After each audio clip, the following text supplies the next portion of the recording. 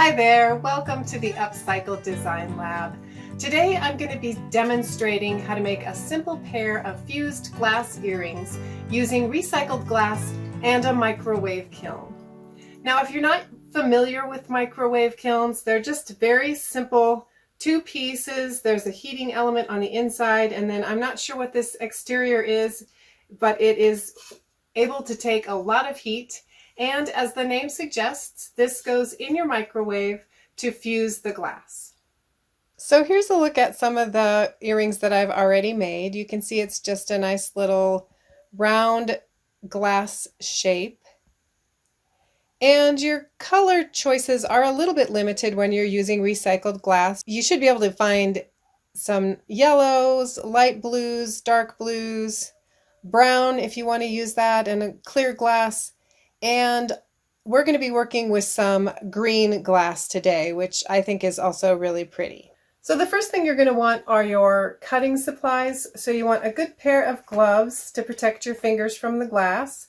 You also want some safety goggles just in case any of the glass shards fly around. You also need some cutting tools, and I don't have too many different cutting tools.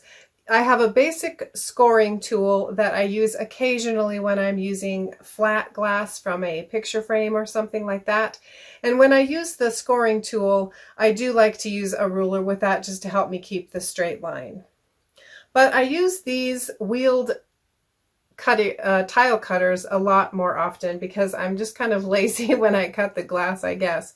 And they're just a lot faster. They're much less precise, though, if you've ever used them. And there are, like I said, there are other cutting tools that you can work with, but these are the only two that I've really used. I do like to have a little pan to cut in to catch anything. It catches most of the things that are flying around. And I just have a paintbrush to kind of clean out my pan with once I'm done cutting. And I've just thrown a silicone mat in here so you can see a little bit better because this pan is pretty dark. Next, you need your fusing supplies, and I've already shown you the kiln, but I have a FuseWorks kiln, and if you look online you'll see that it's kind of one of the more pricier microwave kilns. I can only speak to the FuseWorks microwave kiln because that's the only one I've used, but I have heard that they are all pretty similar, and you may be able to find a much less expensive version than the FuseWorks kiln. You do want to make sure that it comes with some heat-resistant gloves, and if it doesn't, you will need to get some because this does get extremely hot when it's in the microwave, and you need the heat-resistant gloves when you're handling the kiln to remove it from the microwave. You'll also need some fusing paper, and this is just a FuseWorks brand. As far as I know, you could probably use any kiln paper that you can find. This is a little bit thicker paper, and I have heard that if you have thinner papers, you can get a smoother back on your fused pieces. So you may want to try some different fusing papers if you really get into this. And then you need some scissors just to cut the fusing paper so that it will fit onto the kiln. This kiln has a very small working surface, so you want to have paper that fits on this top little ring. So that's the biggest working surface that you have. This is the smallest kiln, and they do come in other sizes as well. I have just found that these little tweezers are very helpful when I'm placing the glass onto the kiln, and so I recommend having a nice little pair of tweezers. And you're going to want a notebook just to take some notes about how long your microwave kiln takes to heat up. Some of that will depend on how much glass is in the microwave kiln, and it also depends on what wattage your microwave is. So my microwave is 1,000 watts, and generally speaking, I use about 3 minutes to heat up the kiln, and then a couple more minutes sometimes after I've checked my pieces in the kiln. And lastly, you need your assembly supplies. So you're going to want some jewelry findings. Today we're going to be using jump rings, earring hooks, and jewelry bails.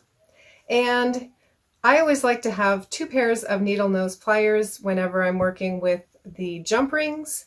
And we're also going to make a jewelry bail out of some 20 gauge wire. And when I'm working with wire, I like to use my round tipped jewelry pliers. We're going to be using some E6000 glue to attach the glass to our jewelry bail. And in some cases, when you're finished with the fusing process, you will have a couple of little pointed edges on your glass. So you're going to want some sandpaper, or I like to use this sharpening stone just to knock down any rough edges on my glass pieces. So a little bit more about safety. We've talked about the safety goggles and protecting your hands when you're cutting the glass, as well as protecting your hands from the heat of the hot kiln. But some people have asked me about whether or not it's safe to use your kiln in your kitchen microwave. I can tell you that I use my kitchen microwave.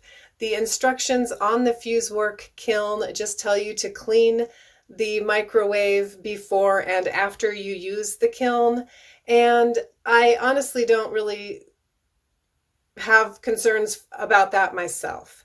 But if you do, you can certainly invest in an inexpensive microwave to use with the microwave kilns. To make each earring, you need 2 small squares, and these are just over 1/4 of an inch square, and they're not perfect, you can see, but you do want them to be fairly similar in size. So when you're cutting the bottles, you can use a bottle cutter to start with if you want to break down the bottles. You can see that I'm just using the remains of a wine bottle here. If you don't have a bottle cutter, you can also carefully just break the bottle, and then you'll have pieces to work with. And it doesn't really matter what you end up with, because you're going to be cutting it way down to a smaller size anyway. Now, like I said, I'm not going to be using the scoring tool for this project because I just want to cut the small little squares. And I like to work with pieces about this size.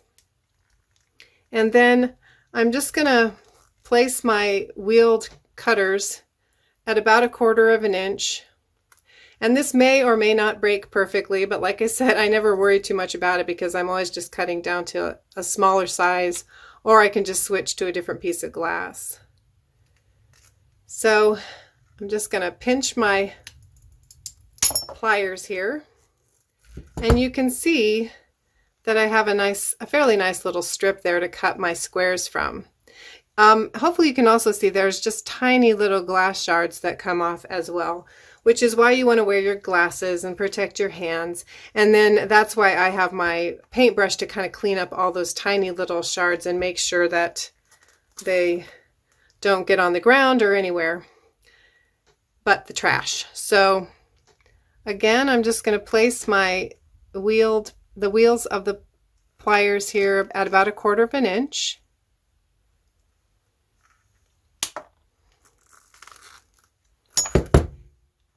And we've got our first little square. So I'm going to cut a couple more shapes like that, and then we'll get to the fusing process. I do like to put my hand over the pliers just to make sure that I'm helping to direct all of the glass down into my little tray here that catches everything.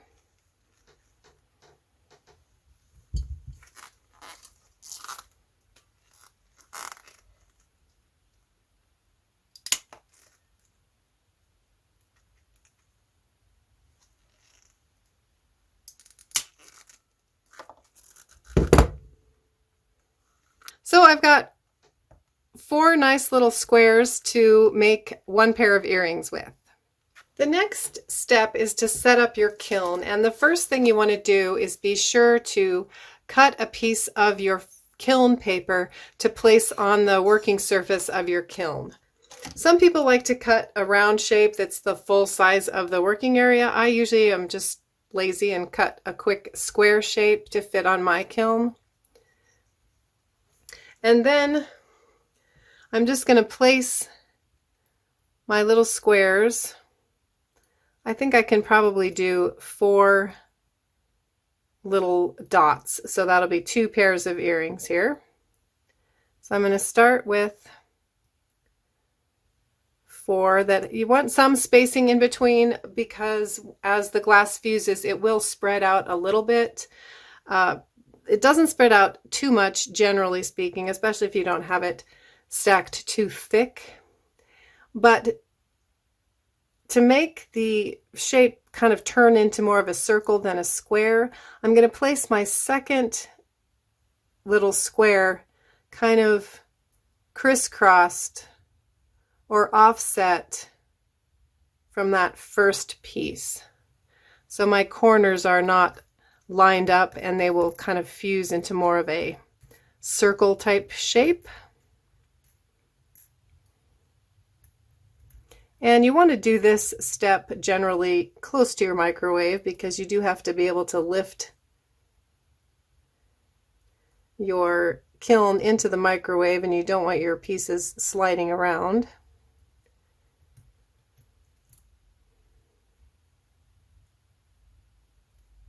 I'm going to swap those out. That one seems a little bigger, so we'll make that one the bottom piece.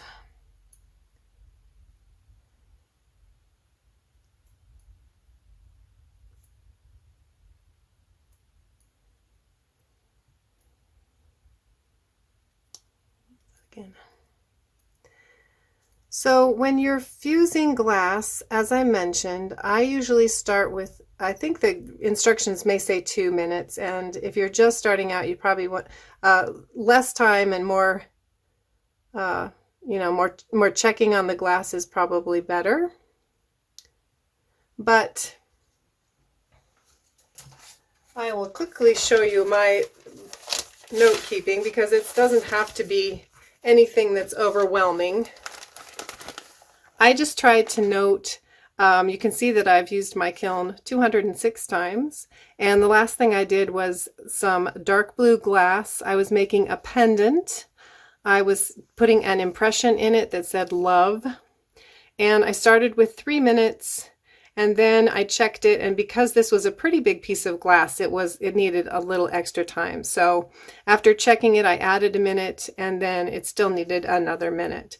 So that's really all you need to kind of keep track of. Just it'll help you the next time you go back to fusing. If you want to keep track of some other things, you can certainly take more extensive notes than I did.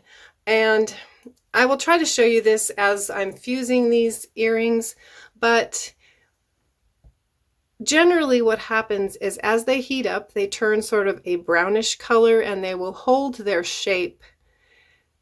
And if you check them at that point, you definitely need more time. They will eventually turn to a very golden glow, and you'll see some light coming out of this top ring too. But you will want to check the glass intermittently. What you're looking for is an even gold color over all the pieces. And sometimes you may have a couple of pieces that seem like they're totally fused, and some that aren't. And that's just because your glass is thicker in some places. And so you can do like even 10-second bursts if you just need a little bit of extra fusing. So that's something that you're just going to want to play around with. But typically you're going to want to start with 2 to 3 minutes just to heat up the kiln. Then you'll check your pieces. And depending on what they look like, you'll start to learn whether you want to add a full minute, just 30 seconds, or maybe just another 10 seconds. And that just kind of comes from working with the kiln. So I'm going to take this up to my microwave to do the fusing process.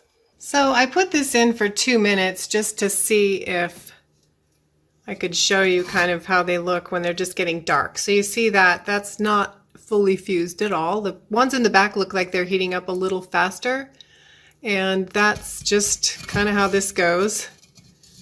So I'm going to put this in for another 60 seconds and we'll take another peek. So here we are after another 60 seconds.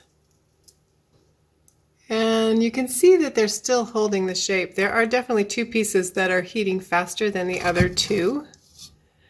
So I'm going to give it another 30 seconds. I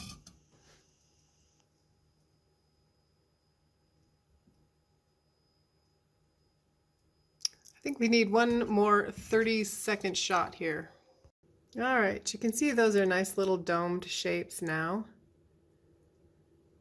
So I'm going to set my kiln aside for about an hour and let it cool down.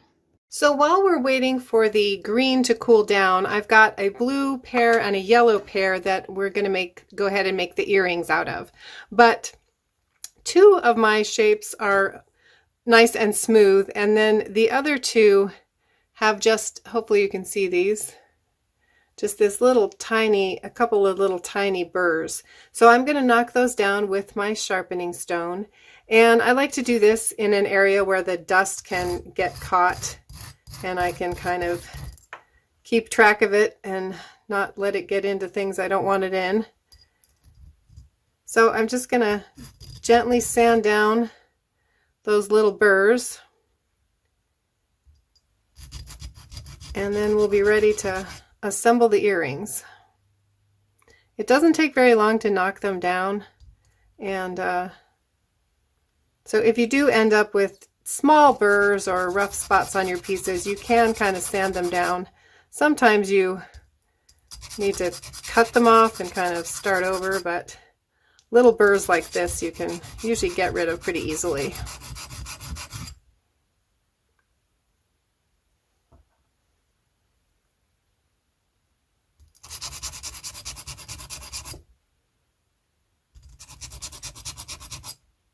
So for each pair of earrings, you're going to need your fused glass, a couple of earring hooks, a couple of jump rings, and then you're going to need a jewelry bail. And you can either use purchased ones. I've done that before, but I think these are just a little bit too small. Whoops. Too small for these jewelry bails because they kind of hang out the bottom. And so we're going to make some jewelry bails out of 20 gauge wire. So to make the jewelry bails, I'm going to use my 20 gauge wire, and I need my round tip jewelry pliers. And I've gone ahead and cut some pieces that are 2.5 inches long. If you want to make bigger jewelry bails, you can cut longer pieces of wire, but this is just a length that works really well for this small size of a glass. So the first thing I want to do is I'm going to bend the wire, and I want to bend it kind of against the curve, the natural curve that you can see there. And I'm just going to bend it about an inch, just an inch down. So I'm just going to take my round tipped pliers, mark it at about an inch, and then I want to rock it back away from the curve. So I've got a piece like this. And then I'm going to take the long end, and I want to roll with the curve this time. And I'm going to grab the end of the wire with pretty much the tip of my round tipped jewelry pliers, because I want to make the hole in the back as small as possible. So I'm just going to work my way around until I get all the way around, and then just kind of wrap around the outside of the wire, because I'm trying to make sort of a flat coil. And if you have it kind of coming up or separating, you can use the flat portion of your pliers to pinch that back down. And once I have a small coil started, I can go ahead and I can use the flat part of my pliers to make the rest of the coil. So I'm just going to slowly work my way around, grabbing the coil with the flat portion of the pliers, and then bending the wire around to make the coil.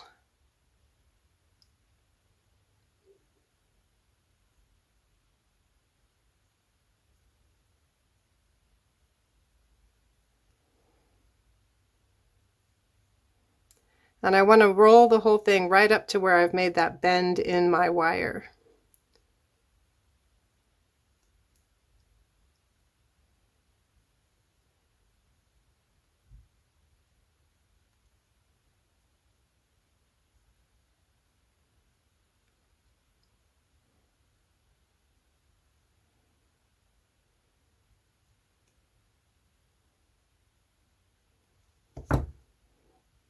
And then I can straighten out my piece. So I should have a coil at the bottom and a 1 inch of wire left. And next I want to grab the opposite end kind of in the middle of the barrel of my pliers, and I'm going to roll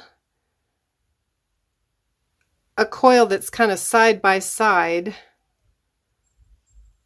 all the way around. You should have enough to go around a couple of times, and then you can see that it's kind of separated there, so I'm going to pinch it back together, and if I need to I can kind of adjust it here. And then I've made a little jewelry bail that I can attach the earring to. So once you have a couple of jewelry bails made, you can go ahead and use some E6000 glue to attach the glass to the jewelry bail. And I like to squeeze a little bit of the glue onto a toothpick and then carefully place it on the jewelry bail, and then add my glass, just because everything's a little small and hard to hold on to. And this glue takes 24 hours to fully cure, but you probably just want to let it sit for, 20 minutes, a half hour before you try to attach the rest of the jewelry piece together, just to let it set up for a minute.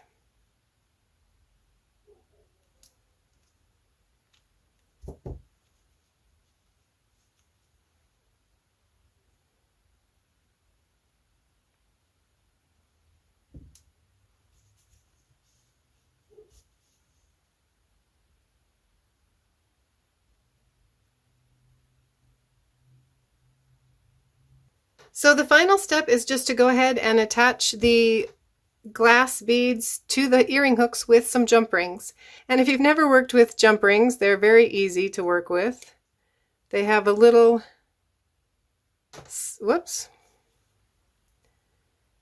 they have a little slit in them, and you just need to grab close to that little slit with one pair of needle nose pliers, and then grab next to it, and you're going to just twist to open that slit and make a gap. You don't want to pull them apart, you want to just twist them. And then you can put on your little jewelry piece and the earring hook. And the only thing you want to do is, if you have a front and a back to your earring, this is the front, so I want to make sure that the curved portion of my earring hook is facing the same way when I put it on the jump ring. Otherwise my earring will hang backwards. And then I'm just going to reverse the process with my 2 pairs of pliers to pinch them back together. And that's all there is to it. You've got a little fused glass earring. So let's take a peek in the kiln and see how our green pieces turned out, because I did want to just mention a couple more things about the fusing process. I'm going to flash back to a picture of the 2 pieces you can see on the left hand side, which I assume are these 2 pieces, that are much rounder shaped, and the other 2 were the ones that were fusing slower. So if I'd wanted to make sure that all of the pieces were perfectly round, I would have fused the whole thing a little bit longer, because hopefully you can see these 2 pieces turned out nice and domed on the top, but the other 2 pieces still have a little bit of definition where the 2 pieces meet, so they're still holding their shape just a little bit. This one a little bit less, and you can see that it's going to end up with probably a point on it here, which just happens sometimes. But I wanted to try to fuse these pieces a little bit less, just to show you that you can get sort of different effects depending on how much you fuse the glass. And when you remove the glass from the paper, fusing paper, it will have a little bit of residue left on the back. You can just rinse that off with some water and it will come right off. But what I'm talking about with the different types of fusing are you can get very different effects. So you can see that this piece is very smooth, and it started with a large piece of yellow and then I added a little piece of blue on the top. But you can see that they're completely merged together here. For these earrings, I was able to do, I kind of just called it a partial fuse because I'm a novice and I'm self-taught, and that's what I named it. But you can see that there's a lot more definition in these pieces, and they were just fused for a shorter period of time. Now, if you're doing this, you do want to be careful because you want to make sure that your pieces are going to stay together. But it's just to show you that you can get some different effects by playing around with the fusing times. Check out more from the Upcycle Design Lab in the links below. And you can look in the description box for a link to sign up to receive the Upcycle Design Lab newsletter. Thank you so much for watching.